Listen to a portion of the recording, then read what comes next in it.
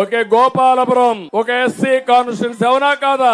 నేను ఒక చదువుకున్న అభ్యర్థిని, కంప్యూటర్ కోర్స్ చేసిన వ్యక్తిని, వెంకట్రాజుని ఎమ్మెల్యేగా పెట్టాను.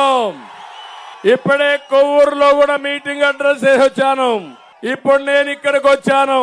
నేను అడుగుతున్నా ఇక్కడుండే ఎస్సీలందరినీ, తమ్ముళ్ళు మీకు న్యాయం జరిగిందా ఎస్సీలకని నేను అడుగుతున్నా. ఈ సందర్భంగా నా ఎస్సీలు అంటాడు మాట్లాడితే ఆ ఎస్సీలనే గొంతు కోసేస్తాడు దుర్మార్గుడు ఈ ముఖ్యమంత్రి.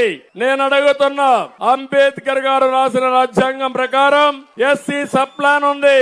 ఆ సబ్ ప్లాన్ లో ₹1 మీకోసం ఖర్చు పెట్టాడా అని అడుగుతున్నా. ఎస్సీలందరినీ పెట్టాడా తమ్ముళ్ళు? మీ ఊర్లో ₹1 ఇచ్చారా అని మిమ్మల్ని అడుగుతున్నా. 27 పథకాలు నేను తీసుకొచ్చారు. ఆ 23 పథకాలు అమలైనాయా అని మిమ్మల్ని అడుగుతున్నా. అయినాయా మిమ్మల్ని అడుగుతున్నా. 5 ఏళ్లలో 28,000 కోట్ల రూపాయలు ఖర్చు పెట్టాను నేను. ధైర్యం ఉంటే చెప్పు ఎస్సీలకి. నా ఎస్సీలు అంటున్నావు, నీకు ధైర్యం ఉంటే ఎన్ని వేల కోట్లు ఖర్చు పెట్టావు, ఎక్కడ ఖర్చు పెట్టావో చెప్పమని ఛాలెంజ్ విసురుతున్నా. అవునా కాదా? ఇంకో పక్క మీరు చూస్తే నేను దళితుల్ని భూస్వాములు చేయాలని భూమి కొనిచ్చా.